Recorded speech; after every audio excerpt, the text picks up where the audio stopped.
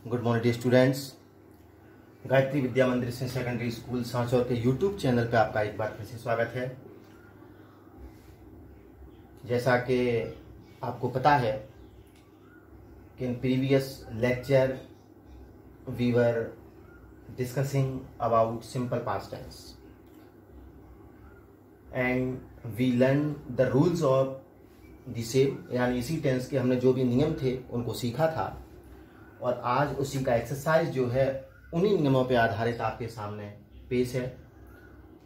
Topic आपका tense है और ये आपका एक्सरसाइज है।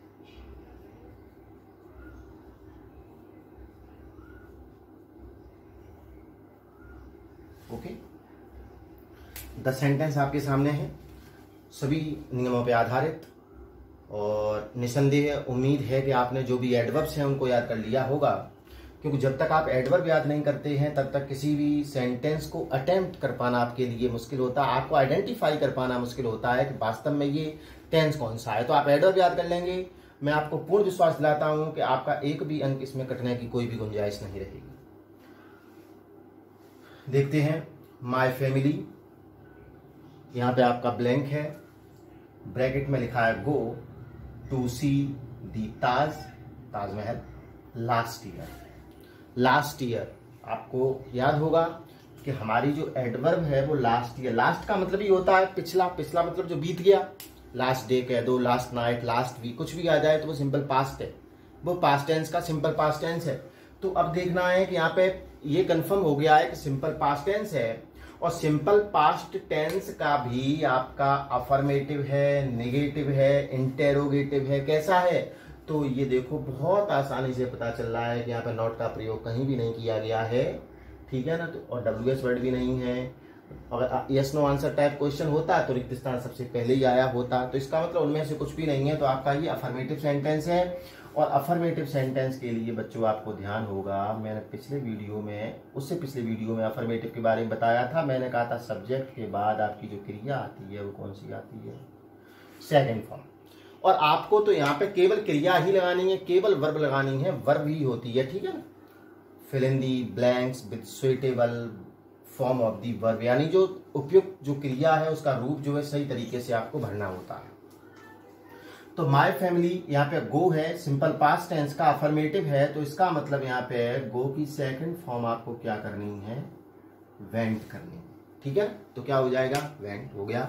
मेरा परिवार ताजमहल देखने पिछले वर्ष गया था, ठीक है ना। तो ये हो गया आपका एक सेंटेंस, बिल्कुल करेक्ट है। उम्मीद करता हूं आपने भी कर ही लिया होगा और आपका बिल्कुल सही होगा। आप भी अपने साथ साथ इनको करते चलें और फिर बाद में चेक भी करते चलें कि हमने कितने सही लगाए।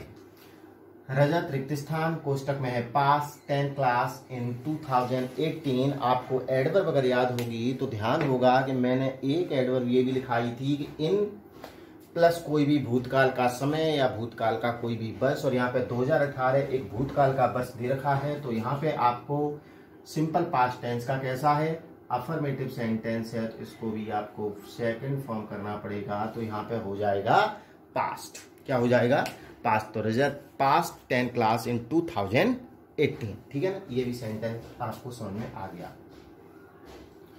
यहाँ देखा वंस, आपको बताया था केवल वंस आ जाए तो सिंपल पास्ट टेंस है, वंस अपॉन ए टाइम आ जाए तो सिंपल पास्ट टेंस है, लेकिन वंस ए डे है, वंस ए ईयर है, वंस ए मंथ है, ये अगर आते हैं तो आपके ये सिंपल प्रेजेंट टेंस होते हैं। तो यहाँ पे ये वंस देयर कोष्टक में बी अ ग्रेट किंग, ये आपका सिंपल पास्ट टेंस है। वंस यानी एक बार, या वंस अपॉन ए टाइम एक समय की बात है, एक बार की बात है। अब इसको किस प्रकार से, ये भी कैसा आपका सेंटेंस देख रहे हैं आप, अफर्मेटिव है। अब यहाँ पे क्रिया लिखी है ये बी। अब एक चीज आपको ध्यान रखनी है, सेंटेंस अक्सर आता है बच्चों को थोड़ा सा कंफ्यूज कर देता है, उलझा देता है। आज इसको हम सीख लेते हैं, इसका समाधान देख लेते हैं। तो आपको देखना वंस देयर रिक्त स्थान बी अ किंग। तो आपको ये बता दूं, ये जो बी है इसके रूप हैं जैसे इज एम आर है और वॉज, ठीक है। तो इजेमार तो हमेशा इसकी फर्स्ट फॉर्म माने जाएंगे, वॉजवर इसका सेकंड फॉर्म माना जाएगा, और बीन जो है इसका थर्ड फॉर्म माना जाएगा। और हमें किसकी आवश्यकता है, सेकंड फॉर्म की, क्योंकि यहाँ पे क्या दे रखा है, वंस दे रखा है, वंस, वंस यानी कि एक बार। वंस किसकी एडवर्ब है? सिंपल पास्ट टेंस की। इसका मतलब यहाँ पे ये कौन सा हो गया? सिंपल पास्ट टेंस हो गया। सिंपल पास्ट टेंस का अफर्मेटिव हो गया। और आपको पता है कि सिंपल पास्ट टेंस के अफर्मेटिव सेंटेंसेस में हम क्या यूज करते हैं? वर्ब की सेकंड फॉर्म तो हम यूज कर देते थे। ये यूज नहीं करेंगे, ये तो प्रेजेंट में लगता है, पास्ट में लगता है सेकंड फॉर्म। तो अब सेकंड फॉर्म वॉज लगेगा कि वर लगेगा, ये भी देख लेना है। अ ग्रेट किंग, राजा कितने? एक महान राजा। एक यानी सिंगुलर हो गया, तो सिंगुलर के लिए क्या लगाओगे? वॉज। तो हो गया once there was a great king. तो ये भी आपका जो सिंपल पास्ट टेंस है, ठीक है ना, ये भी एक सिंपल सेंटेंस होता है पास्ट टेंस का, तो वो है once there was a great king. उम्मीद करता हूं समझ में आया होगा, ठीक है। क्योंकि यहाँ पे वंस दे रखा है, सिंपल पास्ट टेंस है, सिंपल पास्ट टेंस में सेकंड फॉर्म लगती है, और मैंने आपको बताया ये सेकंड फॉर्म है। चूंकि राजा एक वचन है तो हमने क्या लगा दिया? वॉज लगा दिया। बहुवचन होता तो हम क्या लगा देते? वर लगा देते। नेक्स्ट है दे, फिर रिक्त स्थान, कोष्टक में है complete the work the previous day. और प्रीवियस डे जो है वो भी आपकी एडवर्ब कौन से टेंस की है बच्चों? Previous day, the other day, the day before, the last day, yesterday, yesternight, ये सब क्या है? सिंपल पास्ट टेंस है। और सिंपल पास्ट टेंस का ये भी सेंटेंस आपका अफर्मेटिव है। इसका मतलब कंप्लीट की सेकंड फॉर्म जो है वो यहाँ पे आप लगा देंगे। तो सेंटेंस क्या हो जाएगा? दे completed the work the previous day. आपको पता है द प्रीवियस डे भी आ सकता है, मैंने बताया था लिखते समय। Previous day, previous night, previous month, previous week, previous year, previous time, कुछ भी आ जाएगा तो वहां पे आपको सिंपल पास्ट टेंस कर देना। हालांकि अधिकांश स्थिति में प्रीवियस डे जो है आता है। नेक्स्ट है वी, फिर आपका रिक्त स्थान, कोष्टक में मीट सम टाइम बैक। मैंने कहा था सम टाइम बैक आ जाएगा, फ्यू डेज बैक आ जाएगा, ठीक है ना। तो यहाँ पे आपका फिर टेंस कौन सा हो जाएगा? बैक। बैक मतलब जो बीत गया, पिछला जो है उसके बारे में बात कर रहा है, तो फिर से सिंपल पास्ट टेंस हो जाएगा। और सिंपल पास्ट टेंस का एक बार फिर से अफर्मेटिव। मैं अफर्मेटिव के एग्जाम्पल इसलिए ज्यादा लिए हैं क्योंकि आपके एग्जाम में भी मोस्टली केसेस में अफर्मेटिव सेंटेंस ही पूछे जाते हैं, क्योंकि वहां पर गलती की गुंजाइश अधिक होती है, क्योंकि आपको ध्यान नहीं रहता है, बल्कि फर्स्ट फॉर्म लगती है, सेकंड फॉर्म लगती है। तो यहाँ पे आपकी कौन सी होगी? Second form. तो ये हो गया we met some time back. Okay. Next है राधा, रिक्त स्थान, आपके ब्रैकेट में है कुक द मील यस्टरडे। अब देखो यस्टरडे तो स्पष्ट रूप से लिखा हुआ है, तो इसे पहचानने में कोई भी दिक्कत नहीं है कि यस्टरडे आपकी सिंपल पास्ट टेंस की या कहें कि पास्ट इंडेफिनिट टेंस की एडवर्ब है। और ये सेंटेंस आपका कैसा है? ये सेंटेंस आपका जो है अफर्मेटिव है। तो अफर्मेटिव, अब अफर्मेटिव में ये देखने की आवश्यकता ही नहीं है कि सब्जेक्ट आपका सिंगुलर है या प्लूरल, आपको तो बस बल्कि सेकंड फॉर्म लगा देनी है। नेगेटिव होता तो भी आपको ये देखने की आवश्यकता नहीं होती अफर्मेटिव नेगेटिव है इस टेंस में, क्योंकि यहाँ पे हेल्पिंग वर्ब भी केवल एक है, कौन सी है? डिड है। देखो अगला सेंटेंस हम देखते हैं, teacher blank not teach, bracket में है, maths the day before. The day before जो है ये भी आपके सिंपल पास्ट टेंस का एडवर्ब है। अब क्या करना है कि हमें देखना है सिंपल पास्ट टेंस का एडवर्ब है, यानी कि ये कंफर्म हो गया कि सिंपल पास्ट टेंस के नियम से बनेगा। लेकिन आपको ये देखना पड़ेगा कि यहाँ पे ये सेंटेंस जो दे रखा है वो आपका अफर्मेटिव, नेगेटिव या इंटेरोगेटिव कैसा है। तो आप देखेंगे इसको तो पाएंगे कि आपके ब्रैकेट के अंदर नॉट लिखा हुआ है। जब नॉट लिख गया है इसका मतलब ये कैसा है? नेगेटिव है। कैसा है? ये नेगेटिव है। और नेगेटिव है तो नेगेटिव के लिए बच्चों आपको याद होगा, किसी भी टेंस की बात कर लो, जब भी सेंटेंस नेगेटिव होता है तो आपको हेल्पिंग वर्ब का यूज करना ही होता है। तो यहाँ पे हेल्पिंग वर्ब कौन सी लगती है? सिंपल पास्ट टेंस में हेल्पिंग वर्ब क्या लगती है? डिड लगती है।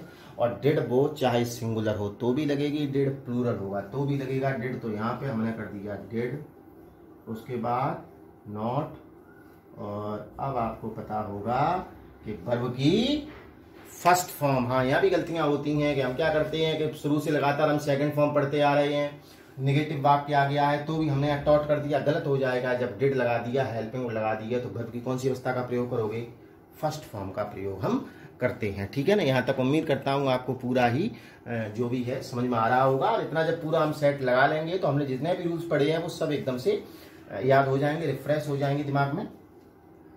देखो यहाँ पे आपका सबसे पहले ब्लैंक है, फिर आपका सब्जेक्ट डूअर दे रखा है सी, फिर से ब्लैंक है, ब्रैकेट में win the contest last month, contest यानी प्रतिस्पर्धा, प्रतियोगिता, और आ गया last month, last day, last month, last year, last week, ये सब किसके हैं? आपके सिंपल पास्ट टेंस के हैं। अब सिंपल पास्ट टेंस में देखो एक पहचान तो यहीं से कर लो आप तुरंत ही कि ये क्वेश्चन मार्क दे रखा है तो इंटेरोगेटिव सेंटेंस है। एक पहचान यहां से कर लो कि रिक्त स्थान सबसे शुरू में केवल तभी आ सकता है जब आपका इंटेरोगेटिव सेंटेंस होगा। और वहां पे किसका प्रयोग करोगे, कई बार आपको बताया है कि रिक्त स्थान शुरू में आ गया है तो वहां पे केवल और केवल हेल्पिंग वर्ब लग सकती है। अब हेल्पिंग वर्ब लगा दो इसकी, आपका लास्ट मंथ से आपने आइडेंटिफाई कर लिया है सिंपल पास्ट टेंस है। और हेल्पिंग वर्ब आपको देखना है सी, चाहे एक वचन हो या बहुवचन, दोनों में क्या लगाना है, डिड। और डिड, जब डिड लगी गया है बच्चों तो वर्ब की कौन सी अवस्था लगेगी, कौन सी अवस्था लगेगी, वर्ब की फर्स्ट फॉर्म। तो यहां पे हो जाएगा did she win the contest last month. ठीक है। अब यहां देखो ये कंडीशनल सेंटेंस, इफ आ जाए जैसे ही बाकी इफ से शुरू हो गया आप समझ जाएंगे यहाँ पे कंडीशन है, शर्त है। जैसे इफ आई रिक्त स्थान कोष्टक में है know the address I would give you, बस मेन रोल जो है इसका है। कंडीशनल सेंटेंस जब भी आते हैं, क्योंकि कंडीशनल सेंटेंस कई प्रकार के, प्रोबेबल कंडीशन है, अब ये इम्प्रोबेबल कंडीशन है, फिर इम्पॉसिबल कंडीशन है, इमेजिनरी कंडीशन है, लेकिन सभी में महत्वपूर्ण भूमिका किसकी है, वुड की। महत्वपूर्ण भूमिका वुड की है। तो हमें क्या करना है, वुड आ गया मतलब पास्ट है तो यहां भी पास्ट कर दो, विल आ जाता, सेल आ जाता तो यहाँ प्रेजेंट हो जाता, तो प्रोबेबल कंडीशन हो जाती। तो यहाँ पे जब पास्ट करोगे अफर्मेटिव बनाओगे तो नो का क्या हो जाएगा, सेकंड फॉर्म न्यू हो जाएगा। तो हो जाएगा if I knew the address I would give you, आसानी से कर लिया। यहाँ पे सेल अगर होता तो यहाँ पे हो जाता फ्यूचर सिंपल, तो यहाँ प्रेजेंट सिंपल कर देते, as soon as the child, as soon as the child रिक्त स्थान कोष्टक में है see mother he began to laugh, जैसे बच्चे ने माँ को देखा वो हंसने लगा। तो मैंने बताया था कि एज सून एज से जब भी सेंटेंस जुड़ते हैं तो सिंपल पास्ट में ही होते हैं, अफर्मेटिव होते हैं। देखो यहाँ भी आपका सिंपल पास्ट है तो यहाँ भी आपका सिंपल पास्ट ही होगा, तो सी का क्या हो जाएगा, सा। ठीक है। यहाँ पे गो का आपने वेंट कर दिया, लास्ट ईयर से पकड़ा, रजत पास 10 क्लास इन 2018, क्योंकि आपकी एडवर्ब हो जाएगी। इनके बाद में कोई भी भूतकाल का टाइम, ये आपकी एडवर्ब हो जाएगी।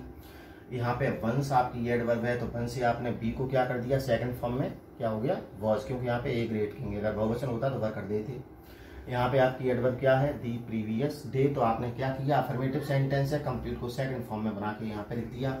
We meet some time back आपकी एडवर्ब है, some time back simple past tense की है तो आपने मीट को सेकंड फॉर्म कर दिया, तो क्या हो गया, मेट हो गया। राधा, यहाँ पे कुक मील यस्टरडे, अब यहाँ पे जो यस्टरडे दे रखा है यानी कि ये भी सिंपल पास्ट टेंस है, और कुक को क्या कर देंगे आप, कुक्ड कर देंगे। टीचर, फिर था not teach maths the other day, the other day आपकी जो एडवर्ब है वो कौन से टेंस की है, सिंपल पास्ट टेंस की एडवर्ब थी, इसीलिए आपने, क्योंकि ये नकारात्मक सेंटेंस था तो आपने सबसे पहले डिड लगाया, फिर नॉट और वर्ब की वही फॉर्म लगाई फर्स्ट फॉर्म। यहाँ पे आपका एडवर्ब क्या है, लास्ट मंथ था, और लास्ट मंथ जो आपका एडवर्ब है इसी कारण ये इंटेरोगेटिव है, तो सबसे पहले आपने डिड का प्रयोग किया, she win the contest last month. यहाँ पे आपका ये कंडीशनल क्लॉज है, इससे पकड़ में आएगा, इफ से कंडीशन पता चलेगी और इससे पता चलेगी कंडीशन है कौन सी। सेल होता तो प्रोबेबल कंडीशन हो जाती, वुड आ गया है तो वहां पे अगर विल सेल होता तो प्रोबेबल कंडीशन, आपने सिंपल प्रेजेंट में पढ़ा था, आप नियम देख लेना। और वहां पे अगर वुड और शुड आएगा तो यहाँ पे इम्प्रोबेबल कंडीशन, तो वर्ब की सेकंड फॉर्म कर दो। एज सून एज का नियम आपको बता ही दिया है, तो दोनों तरफ आपका जो टेंस होगा वो सिंपल पास्ट होगा, तो यहाँ पे दे रखा है तो यहाँ पे भी कर दो, और अफर्मेटिव भी होता है। तो हो गया as soon as the child saw mother he began to laugh. ठीक है। एक चीज और इसमें आप इसका स्क्रीनशॉट ले सकते हैं, एक चीज और आप देख रहे हैं यहाँ पे मैं आपको बताना चाहूंगा, कंडीशन जो चल रही है उसी में ध्यान आ गया है मुझे। देख, एक कंडीशन होती है आपकी बच्चों, ये कंडीशन जो आप अभी पढ़ रहे थे ये थी इम्प्रोबेबल, कौन सी थी, इम्प्रोबेबल। एक इम्प्रोबेबल के साथ साथ होती है इमेजिनरी कंडीशन।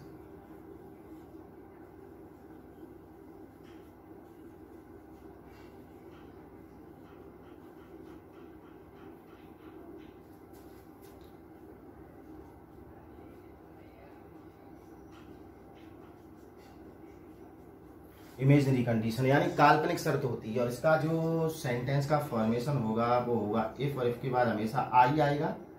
ठीक है। इफ के बाद क्या आएगा, आई, और ऐसी स्थिति में कोष्टक में हमेशा क्या आएगा, बी, क्या आएगा, बी,